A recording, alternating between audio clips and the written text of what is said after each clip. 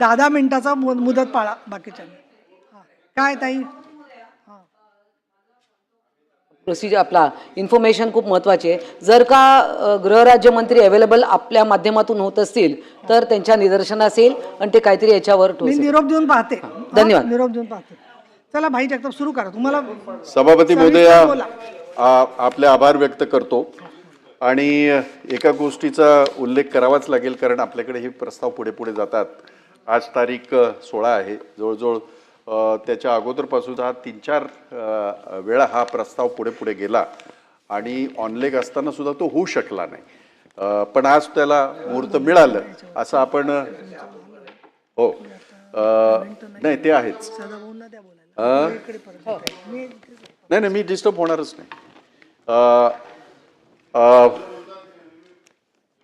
या प्रस्तावाच्या माध्यमातून एकंदरीत राज्यातली जी परिस्थिती आहे त्या बाबतीमध्ये मग इराण, इस्रायल आणि अमेरिका यांच्यात सुरू असलेलं युद्ध, या युद्धजन्य परिस्थितीमुळे राज्यात अत्यावश्यक सेवेची झालेली आजची परिस्थिती, मग ते वाणिज्य गॅस असेल किंवा घरगुती गॅस असेल, पेट्रोल असेल, डिझेल असेल, याच्यामुळे होणारा जो काय परिणाम झालेला आहे, शेतकऱ्यांच्या शेतमालावर जो परिणाम झालेला आहे, कंटेनरच्या कंटेनर पडून राहिलेत आणि पेरिशेबल असून त्याची काय वाट लागलेली आहे हे मी सांगण्याची आवश्यकता नाही. आणि त्याबरोबर इतरही काही विषयांवर, विशेषतः कामगार संहिता, कामगार 4 कोड जे आहेत त्याच्या बाबतीमध्ये सुद्धा ह्या अनेक विषयांवर हा प्रस्ताव या ठिकाणी सभापती महोदया आहे आणि त्याच्यावर मी माझे विचार मांडण्यासाठी मी या ठिकाणी उभा आहे. सभापती महोदया, आपल्या सगळ्यांना ही गोष्ट मुद्दाम लक्षात आणून देऊ इच्छितो. आखाती युद्ध जे अचानक सुरू झालं का, तर त्याचं उत्तर नाही असं आहे. त्याच्या अगोदरच्या सगळ्या घटना ज्या आहेत ह्या दर्शवत होत्या की काही ना काहीतरी इथे कॉन्फ्लिक्ट होणार. सगळ्यात महत्त्वाचं की देशाचे पंतप्रधान आदरणीय नरेंद्र मोदीजी इस्रायलला गेले आणि त्याच्यानंतर 2 दिवसामध्ये आपल्या समोर जे चित्र आलं, जगासमोर जे चित्र आलं ते युद्धाचं चित्र आलं. आणि आज 16 ते 17 दिवस झाले या गोष्टीला. आज जी परिस्थिती देशामध्ये, महाराष्ट्रामध्ये, सर्व याच्यामध्ये शहरांमध्ये इतकी गॅसच्या बाबतीमध्ये आणि पेट्रोलच्या बाबतीमध्ये इतकी भयानक आहे, म्हणजे अगदी 1.5-2 मैल रांगा लागलेल्या आहेत आणि पेट्रोल वेळेवर मिळत नाही. गॅसच्या बाबतीमध्ये इथे आदरणीय भुजबळ साहेबांनी त्याचा खुलासा करताना काही गोष्टी सांगितल्या, ते खरं आहेत. ते काही विरोधीसाठी काही वेगळा आहे आणि तुमच्यासाठी वेगळा असा विषय नाही. पण त्याच्यातनं 2 गोष्टी ज्या सातत्याने समोर आलेल्या आहेत त्या अशा, आज या सगळ्या परिस्थितीचा गैरफायदा उचलून गॅसच्या किमतीमध्ये आपण 100 रुपये वाढवले. या परिस्थितीचा 100च्या पुढचे मी राऊंड फिगर सांगतोय. या परिस्थितीचा गैरवापर करून पेट्रोलच्या किमतीमध्ये जवळजवळ 80 ते 90 रुपये वाढवले. आता मला एक सांगा, इकडे आमच्या लाडक्या बहिणीचं बोलायचं आणि लाडक्या बहिणीच त्रासात आहेत ना हो.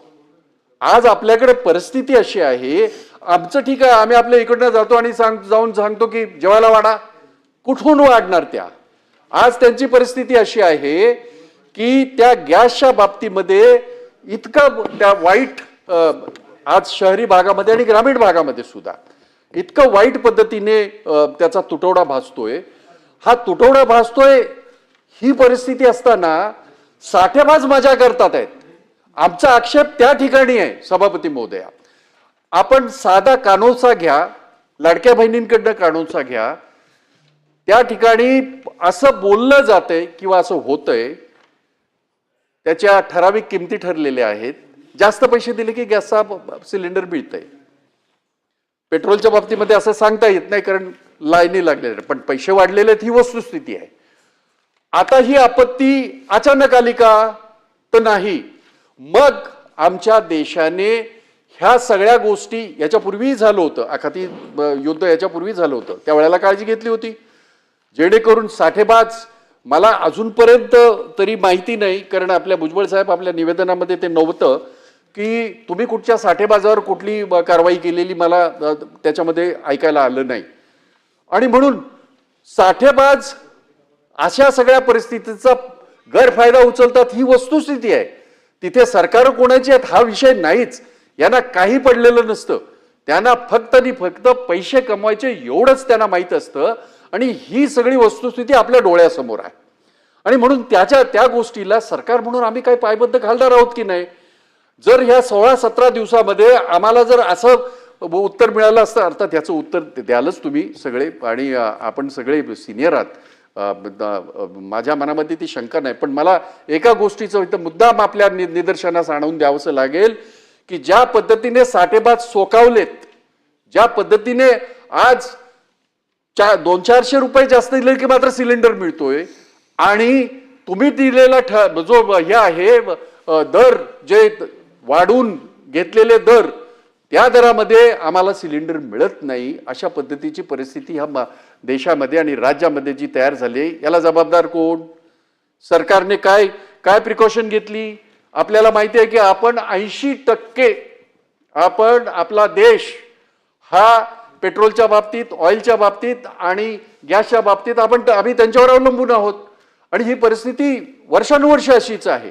आपण जे प्रोडक्शन काढतो, ज्याच्यामध्ये बॉम्बे आहे, बाकीच्या सगळ्या ज्या आहेत, किंवा आपल्या ज्या कंपन्या आहेत, तेल कंपन्या आहेत, योगायोगाने आमचे युनियन्स आहेत, त्याच्यामध्ये आम्ही सगळे तिथे चर्चा करत असतो. आपण कितीही जरी हातपाय आपटले तरी सुद्धा आपलं प्रोडक्शन हे 18 ते 20% पुढे जातच नाही.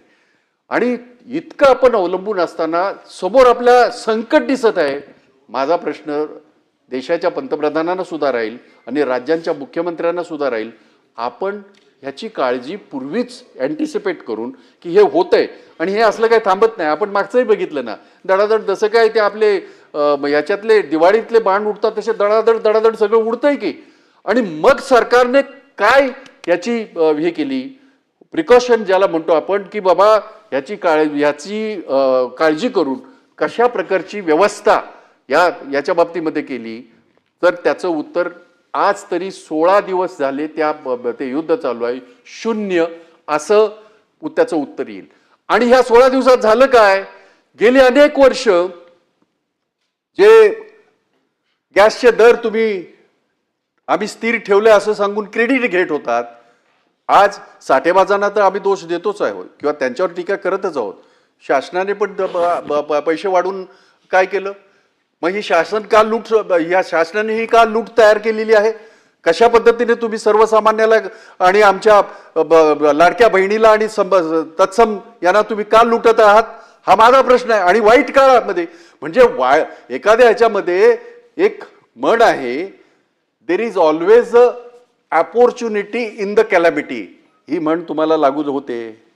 एखादी कॅलॅमिटी असल्याच्या नंतर त्याची अपॉर्च्युनिटी कशी घ्यायची हे आपल्याला बऱ्यापैकी माहिती आहे. 100 रुपये याचे वाढतात, गॅसचे वाढतात, पेट्रोलमध्ये 80-90 रुपये वाढतात, जे गेली इतकी वर्ष सातत्याने. खरं आंतरराष्ट्रीय बाजारामध्ये तेलाच्या किमती संपूर्णपणे खाली गेल्या असताना आमच्या देशातला पेट्रोल, डिझेल हे एकही रुपयाने कधीही कमी झालं नाही, उलट ते वाढत गेलं. आणि म्हणून या बाबतीमध्ये आम्ही विरोधक म्हणून म्हणत नाही, एक या देशाचा नागरिक, ह्या राज्याचा नागरिक म्हणून, कारण आपण राज्याचं हे अधिवेशन आहे, 12.5 कोटी जनतेला काय सांगणार आहोत आम्ही, मला सांगा. आणि मग आपण सक्षम नाही आहोत का हे आपण कबूल करताय का? एकीकडे तुम्ही सांगताय की आमचं गतिमान सरकार आहे. 16 दिवस झाले ना, 16 दिवसाच्या अगोदरच तुम्हाला हे कळायला पाहिजे होतं. आखाती युद्ध कधीही 2 दिवसात बंद झालं, 4 दिवसात बंद झालं, आणि किती महिने चालेल याची आपल्याला आज गॅरंटी नाही. आणि मग माझा प्रश्न आजच्या 16 दिवसापर्यंतचा आहे, येणाऱ्या त्या दिवसामध्ये काय करणार आहात? सकाळी त्यांनी आपलं निवेदन वाचताना त्यांनी सांगितलं की जे अत्यावश्यक सेवा आहे त्यांच्याकडे 100% आम्ही त्यांना हे केलेलं आहे, हे कबूल आहे. ते वाढीव दरानेच होणार आहे, ते काय ओरिजिनल दराने होणार नाही. काही ठिकाणी आपण असं सांगितलेलं आहे की आम्ही 70%, 75% अशा पद्धतीने आपण हे म्हणालेले आहात. एखादी गोष्टीचं हे करत असताना आपल्याला पूर्णतः नियोजन करत असताना काही निर्णय घ्यायला लागतात. मी त्या असा उगाच काहीतरी टीका करायची म्हणून मी करणार नाही, परंतु नियोजन करत असताना आपण 16 दिवसाचं नियोजन काय केलं होतं आणि येणाऱ्या भविष्याच्या काळाचं नियोजन काय? फक्त पैसे वाढवणं हे तुमचं नियोजन आहे? जे वापरातला गॅस हा 75%च आम्ही वापरावा. उद्या आणखी पुढच्या 25 तारखेपर्यंत आपलं अधिवेशन आहे. शेवटच्या दिवशी तुम्ही असंही सांगू शकाल नाही 50%च तुम्ही वापरा. कसं चालेल हे मला सांगा. मुंबई सारखं शहर आपल्याकडे नागरीकरण आणि शहरीकरण हे 52 ते 53% झालेलं आहे. आपल्याकडच्या अनेक असे हे आहेत नागरिक आहेत की त्यांचं पूर्णतः जेवण हे याच्यामध्ये हॉटेलमध्ये होतं. हॉटेल नागपूरची हॉटेल जवळजवळ 25 ते 30% नागपूरची हॉटेल बंद झालेत. मुंबई सारख्या ठिकाणी ज्याला आपण खाऊ गल्ली म्हणतो, जे आपण नेहमी अभिमानाने सांगतो कधीही बंद होत नाही, सभापती महोदया आता ते बंद झालेलं आहे. म्हणजे जो एक रात्रीपर्यंत सकाळीपर्यंत कुणालाही आपण नेहमी अभिमानाने सांगतो मुंबईत आलेला माणूस हा कधीही अर्धपोटी राहणार नाही, त्याला सगळ्या व्यवस्था मिळतील. त्यांच्याकडे गॅसच नाही, त्यांच्याकडे पर्यायच नाही. आणि म्हणून ह्या सगळ्या ज्या गोष्टी आहेत याच्यापासून आपल्याला दूर जाता येईल का? सरकार म्हणून तुम्हाला दूर जाता येईल का? तर त्याचं उत्तर नाही म्हणून असेल. आणि म्हणून सरकारला माझा प्रश्न तोच आहे, आपण या संधीचा गैरफायदा घेऊन जी दरवाढ तुम्ही केलेली आहे, 100 रुपयेच्या पेक्षा जास्त तुम्ही आमच्या याच्यामध्ये गॅसचे वाढवलेले आहेत, तुम्ही पेट्रोलचे दर वाढवलेले आहेत, अजूनही आंतरराष्ट्रीय बाजारामध्ये एकेकाळी $150 हा कच्च्या तेलाचा भाव होता. आजही तिथपर्यंत पोचू नये आमची तशी अजिबात इच्छा नाही की त्या काळात काय झालं या काळात झालं मी अजिबात सांगत नाही. कारण गेले 2014 नंतर आजपर्यंत गेल्या 12 वर्षामध्ये कधी 100 पर्यंत सुद्धा आपल्या कच्च्या तेलाचा हे भाव कधी पोचले नव्हते. हे आकडेवारी आहे, ही आंतरराष्ट्रीय आकडेवारी आहे, माझ्या घरातली नाही. तरी सुद्धा आम्ही काही अपेक्षा केली नाही. आमची अपेक्षा अशी होती की आमच्या याच्यामध्ये आमचा एखादा सिलेंडर वाढेल का, जे आपण प्रत्येक वेळेला करतो 2 सिलेंडर फ्री 3 सिलेंडर फ्री वगैरे, ते तर झालं नाहीच. उलट पक्षी आमच्या असलेल्या सिलेंडरच्या दरामध्ये आम्हाला पैसे वाढून तुम्ही मागताय. म्हणजे वाईट काळामध्ये एकीकडनं तो आम्हाला तो त्रास आहे, तो तर त्रास आहे, परंतु त्याबरोबर ह्या सगळ्या ज्या गोष्टी सरकार म्हणून तुम्ही करत आहात. मी जर असं म्हटलं गतिमान लुटेर सरकार, त्याच्यामध्ये तुम्हाला थोडंसं लागेल ते मनाला, पण तुम्हीच सांगितलं तुमच्या ह्याच्यामध्ये किती पैसे वाढले ते. दुपारी जेव्हा आपण निवेदन केलं त्यावेळेला निवेदनातच तुम्ही सांगितलं की आम्ही गॅसमध्ये एवढे रुपये वाढवलेले आहेत, पेट्रोलमध्ये एवढे रुपये वाढवलेले आहेत. म्हणजे आपल्याला मॅन्डेट हा शब्द फार परवलीचा झालेला आहे. मॅन्डेट आम्हाला लुटण्यासाठी दिला का? या महाराष्ट्राच्या 12.5 कोटी जनतेला लुटण्यासाठी हा मॅन्डेट आहे का? या महाराष्ट्रातल्या आमच्या लाडक्या बहिणींना लुटण्यासाठी हा मॅन्डेट आहे का? असा माझा प्रश्न राहणार आहे. आणि म्हणून आपल्याला या बाबतीमध्ये एक अपेक्षा या ठिकाणी मी व्यक्त करतो, ती अशी की आपण या भविष्याचा वेध घेऊन या युद्धजन्य जी परिस्थिती आहे, युद्ध जे पेटलेलं आहे, आखाती युद्ध जे पेटलेलं आहे, त्याचा पूर्णतः अभ्यास करून येणाऱ्या काही जेवढं कालावधीत ते राहील तिथपर्यंत महाराष्ट्राच्या जनतेला, देशाच्या जनतेला अशा पद्धतीने याच्यामध्ये गॅस भाव वाढ, पेट्रोल भाव वाढ होऊ नये यासाठी आपण काय प्रयत्न करणार आहात आणि काय पावलं उचलणार आहात हे आपल्या उत्तरामध्ये मला या ठिकाणी पाहिजे आहे. मला या ठिकाणी आणखीन एक गोष्ट सांगायची की ज्याच्यामध्ये आमच्या सगळ्या सभागृहातले सगळेच आमचे जे सहकारी आहेत, शेतकऱ्यांचा माल अनेक याच्या ज्या पूर्ण कंटेनर भरलेले आहेत. आपण एक लक्षवेधी लागली होती, आपण सगळ्यांनी त्याच्यामध्ये भाग घेतला आणि त्यावेळचं उत्तर पण लक्षात असेल तर बघा की त्याची आम्ही पूर्णतः काळजी घेऊ. आशिष जयस्वाल आपलं वाक्य सांगितलं मी. आता मला सांगा नाही होतंय ना, तुम्ही भाषण फार छान आणि मराठी इतकी सुंदर झाली, आता काय मजेच आहे खरं. बरं याने सांगतोय, चांगल्या अर्थाने सांगतोय. खूप छान तुमचं उत्तर होतं. खाली मुख्यमंत्र्यांनी दिलं, वरती आपण दिलं. पण माझं म्हणणं असं आहे की ह्या सगळ्या जी परिस्थिती निर्माण झालेली आहे, शेतकऱ्यांचा माल तिथे अडकून पडलेला आहे. काय त्याचं करणार? त्यांना काय तुम्ही हे देणार आहात? एकीकडे अवकाळी पावसाने तो पूर्णतः धुळीला मिळाला आहे. कधीही पाऊस पडतो, कधीही ऊन पडतं, कधी. आणि नेमकं मला हे कळत नाही की आपल्याला शाप आहे की काय महाराष्ट्राला.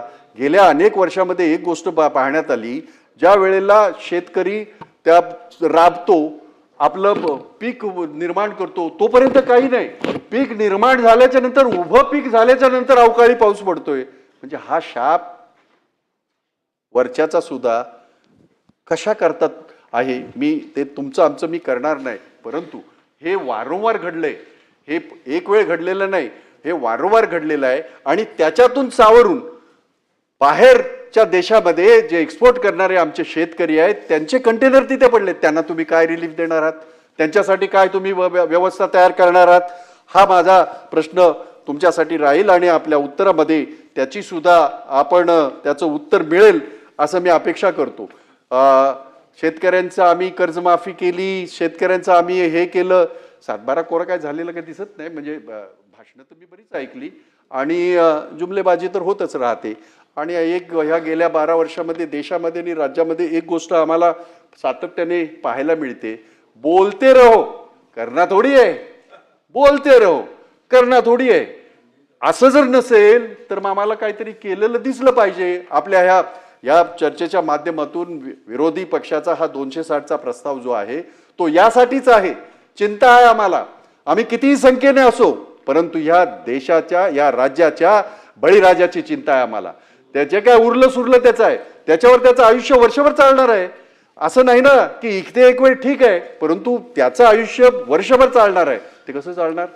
आज त्याचे कंटेनर जर त्या पेरिशेबल आयटम असल्यामुळे तो सडणार आहे आणि मग त्याला तुम्ही काय दिलासा देणार आहात ते आम्हाला सांगा. आम्ही ते वेगवान कर्जमाफी केली हे नका सांगू. त्याचा एक वेगळी चर्चा होऊ शकेल.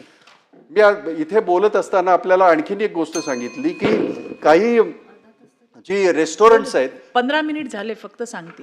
एक 5 मिनिटं, काय हरकत नाही. एक 5 मिनिटं. 10 मिनिटं बोला. मी सांगितलं 15 मिनिट झाले. आपला गॅस संपायचा असलं बोला बाई बोला. कामगारावर येतो कारण ते महत्वाचं राहणार आहे. नाही, याच्यावरच येतोय आता. हॉटेल चालू नाही आहेत. जसा अशा अनेक नागरिक आहेत की त्यांना संध्याकाळचं त्यांचं जेवण हॉटेलमध्ये होतं किंवा रस्त्यावर ज्या गाड्या आहेत. आज मी येताना मुद्दाम मी खाली पत्रकारांकडे बोलत होतो. आपल्याला सगळ्यांना माहिती आहे की वडापाव हे आपल्याला फार अतिशय आवडतं आणि खरोखरच ते जगभरामध्ये त्याचं नाव आहे. 10 रुपयाला मिळणारा वडापाव सभापती महोदया 15 रुपये झालाय. 15 रुपये झालाय.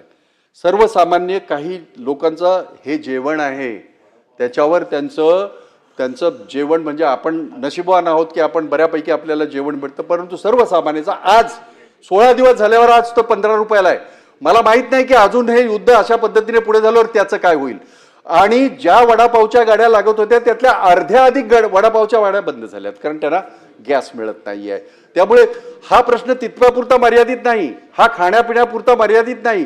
त्याच्याशी निगडीत असलेला जो कामगार आहे, ज्याचं पोट त्याच्यावर चालतंय, त्याचं कुटुंब त्याच्यावर चालतंय. एखाद्या हॉटेलमध्ये सर्वसामान्यपणे आपण बघतो 5-50 तिथे कामगार असतात. मी मोठ्या हॉटेलचं बोलतच नाही, मी ह्या रेस्टॉरंटचं बोलतोय. मोठी जी हॉटेल आहेत, मग ते 3 स्टार असतील, 4 स्टार असतील, 5 स्टार असतील, 7 स्टार, तिथं हजारो कामगार असतात. आम्ही सगळे त्याच्यामध्ये युनियनमध्ये आहोत, आम्हाला माहिती आहे. आज त्यांच्यावर बेकारीची तलवार अशी लटकते आहे कारण त्यांनीच सांगितलेलं आहे आमच्याकडे 48 तासाचा साठा आहे, आम्ही हॉटेल बंद करू. काही हॉटेल बंद झाली, मुंबईमध्ये बंद झाली, नागपूरमध्ये बंद झाली, पुण्यामध्ये बंद झाली. आपल्या शहरी भागातली अशी अनेक रेस्टॉरंट आहेत ती बंद झाली, सगळी बंद झाली असा मी दावा करत नाही. परंतु आपण काय त्याची वाट बघणार आहोत? ते संपूर्ण बंद झाल्याच्या नंतर जागृत होणार आहोत आणि त्याच्यानंतर आपण उपाययोजना करणार आहोत. आणि म्हणून माझा तुमच्या हेतूवरच, सरकारच्या हेतूवर संशय आहे. जे घडलं जे जे युद्धाला सुरुवात झाली आज 16 दिवस झाले तरी सुद्धा जर ही परिस्थिती आहे तर भविष्यामध्ये काय होऊ शकेल याचा मला या ठिकाणी भय वाटतं, याचा मला या ठिकाणी चिंता वाटते. सभापती महोदया, एक ज्याची नेहमीच चर्चा होणं गरजेचं आहे, कारण आपल्या राज्याने 4 कोड जे कामगारांचे जे कायदे आहेत ते स्वीकारलेले आहेत.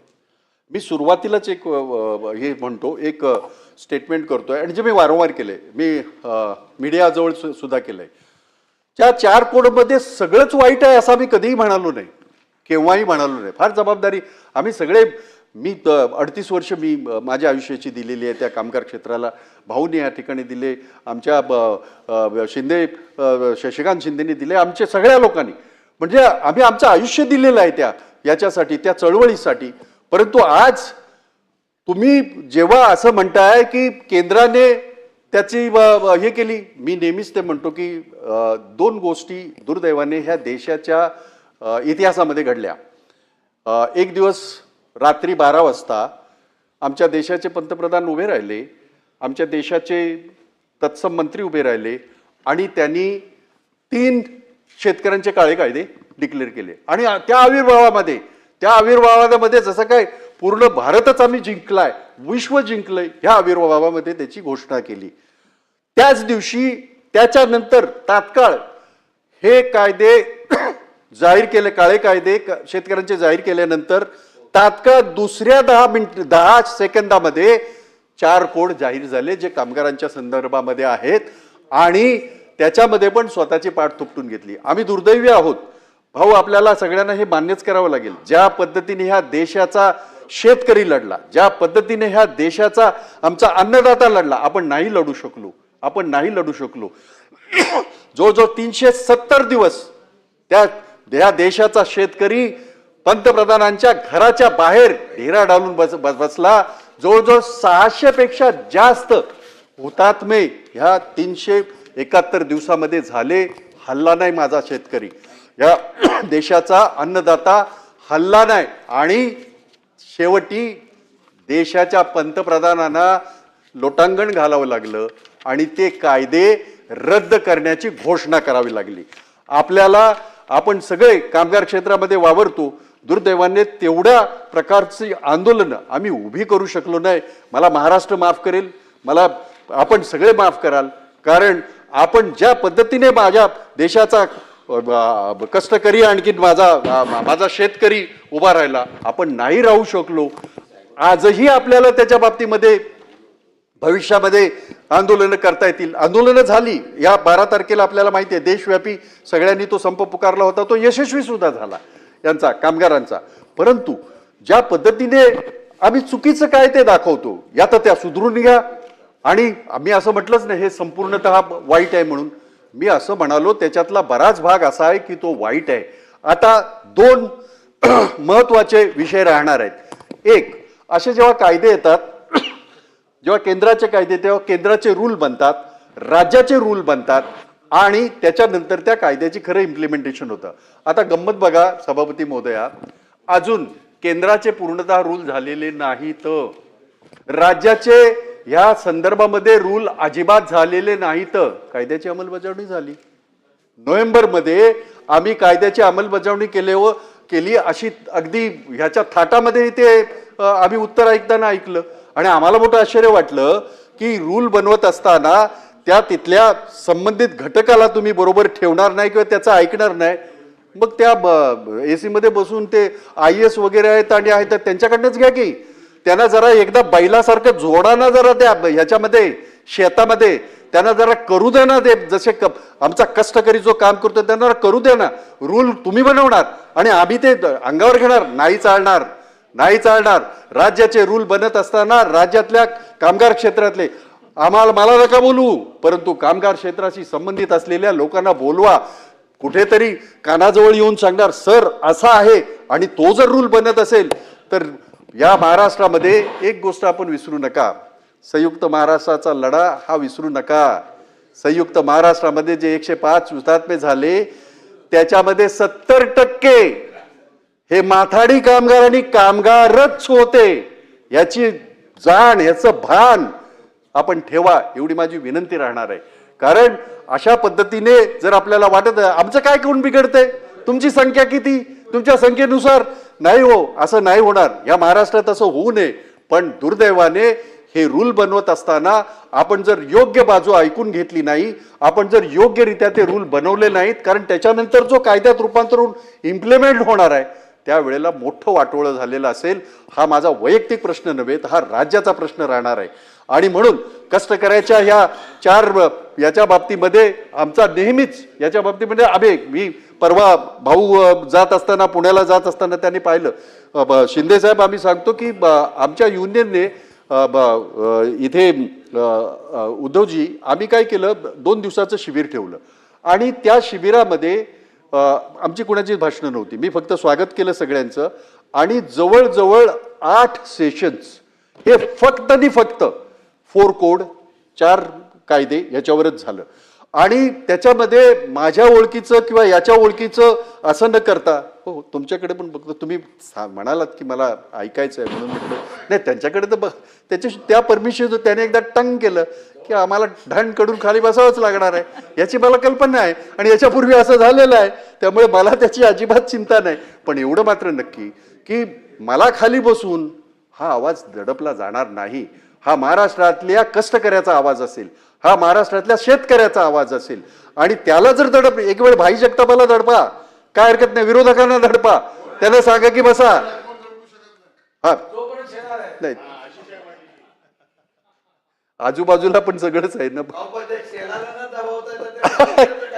नाही तू बघा, अरे बापरे. आणि म्हणून सभापती महोदया, अतिशय महत्वाचा हे राहणार आहे की ह्या कायद्यांच्या बाबतीमध्ये आम्ही विरोधाला विरोध करायचा तर आम्ही असं म्हटलं असतं सगळंच खराब आहे. नाही, त्यात काही चांगल्या गोष्टी आहेत. या देशामध्ये इतकी वर्ष झाली ऑर्गनाइज सेक्टर एकेकाळी 13% होता, तो आज 7% राहिलेला आहे. याचा दुसरा अर्थ असा होतो की आपल्या देशातला 93% हा कष्टकरी जो आहे, कामगार, हा अनऑर्गनाइज सेक्टरमध्ये आहे आणि याच्यामध्ये त्याला कुठेतरी प्रोटेक्शन मिळालेलं आहे. हे मला मुद्दाम सांगावंसं वाटेल. ज्या चांगल्या गोष्टी आहेत त्या आहेतच, आहेतच, परंतु हे रूल बनवत असताना आपण एक मोठी फ्रेम जी केलेली आहे, ती जर त्या फ्रेम मध्ये जर कामगारची संज्ञा म्हणजे कामगाराची व्याख्या जर तुम्ही बदललीत तर मग मात्र सगळं वाटोळ होईल. कारण ह्या सगळ्या गोष्टीला आपल्याला हे पाहावं लागणार आहे. आणि म्हणून आपण, मी फार आणखीन लांबट नाही लावत, पण ते महत्वाचं आहे. FT fix term. आता बघा सभापती महोदया कसं केलेलं आहे, एफटी मध्ये अशी मुभा दिलेली आहे, या कायद्यामध्ये ते आहे की तुम्ही फिक्स टर्म कामगार ठेवू शकता. त्याला कसलीही हे नाही दाखवलेली, त्या राज्याचा मिनिमम वेज द्यायचा आणि त्याला हे करायचं, त्याला तुम्ही एफटी ठेवा. आता मला एक सांगा, एखादा कामगार जो आयुष्यभर काम करतो त्याला स्किल्ड होण्यासाठी 15-20 वर्ष लागतात. मोठ्या मोठ्या जबाबदार ह्याच्यावर तो काम करत असतो, म्हणून आम्ही करार करत असतो त्याच्यासाठी. आता तुम्ही ती एक वाट मोकळी करून ठेवली ना, ती वाट अशी मोकळी करून ठेवली की तुम्ही 1 वर्ष 2 वर्ष 3 वर्ष आणि त्याला टाटा बाय बाय करा. जो कायदा लागू होणार आहे याचा, जो आता मी म्हणालो की सोशल याचा वेलफेअरचा जो कायदा लागू होणार आहे, त्याला त्याच्यामध्ये PF मिळणार आहे, त्याला त्याची ग्रॅज्युटी मिळणार आहे पहिल्या दिवसापासून. आता विसंगती बघा, ऐका जरा सेलार साहेब, हे ऐका जरा, विसंगती बघा. ज्याने जो परमनंट कामगार आहे त्याला त्याची ही जी हे आहे, ह्याचे फायदे मग PFचे असतील मग बाकीचे असतील, त्याला 5 वर्ष थांबावं लागतं आणि यांना पहिल्या दिवसापासून मिळतं. आता मग मला एक सांगा, ते मिळालंच पाहिजे, कारण अनऑर्गनाइज सेक्टरची हे सगळे हे आहेत आणि त्यांना तो न मिळावा यासाठी मी म्हणत नाही, तो मिळावा. तशाच पद्धतीने इथे सुद्धा तुम्हाला तो विचार करावा लागेल, कारण त्या कामगाराला 5 वर्ष झाल्याशिवाय त्याला नाही. आज शेवटचं 1 मिनिट, शेवटचं 1 मिनिट, नाही 1 मिनिट, शेवटचं 1 असू द्या. नाही मी समजू शकतो, कारण सगळ्यांना बोलायचंय. पण आपण एक लक्षात ठेवा, म्हणजे हे मला अगदी मनापासून सांगावंसं वाटते, फक्त तुम्ही समोर सरकार आहे म्हणून मी त्याच्यावर टीका करत नाही आहे. मी चांगलं स्वीकारलं, परंतु चांगलं अधिक चांगलं कसं करता येईल, जे अयोग्य आहे ते योग्य कसं करता येईल, हे जेव्हा महाराष्ट्राचे रूल बनणार आहेत, देशाचे रूल पूर्ण झालेले नाही तर महाराष्ट्राचे रूल बनणार आहेत त्यावेळेला आमच्या सगळ्यांना तुम्ही कधीतरी बोलवा आणि त्याच्यावर चर्चा करा आणि आमच्या निदान आम्ही काय म्हणतो हे तर लिहून घ्या. जे करायचं ते मनमानी करायचं ते कराच, केलंच तुम्ही. याचा जो आहे कायदा आपल्या राज्यातला आणि मग तो देशाने घेतला, अर्थात सगळीकडे नाही आहे तो, तरी सुद्धा माथाडींचा कायदा त्याचे दात काढून टाकलेलेच आहेत ना. आपण एवढं बोंबा करून काय केलं? आणि म्हणून माझी विनंती राहील सरकारला की काही प्रश्न मी जे निर्माण केलेले आहेत, मग ते गॅसच्या बाबतीमध्ये असतील, पेट्रोलच्या बाबतीमध्ये असतील, याच्या बाबतीमध्ये शेतकऱ्यांच्या जो माल जो आज तिथे याच्यामध्ये कंटेनरमध्ये सोडतोय त्याच्या बाबतीमध्ये असेल, कामगारांच्या कायद्याच्या बाबतीमध्ये जे असतील 4 संज्ञा ज्या आपण स्वीकारल्यात त्याच्या रूलच्या बाबतीमध्ये असतील, या सगळ्याच्या बाबतीमध्ये मला अपेक्षा आहे की आपल्या उत्तरामध्ये याचं समर्पक असं उत्तर आपण द्याल अशी अपेक्षा करतो. आणि आपण मला संधी दिल्याबद्दल आपले आभार व्यक्त करतो आणि थांबतो. जय हिंद, जय महाराष्ट्र. सन्माननीय सदाभाऊ खोत.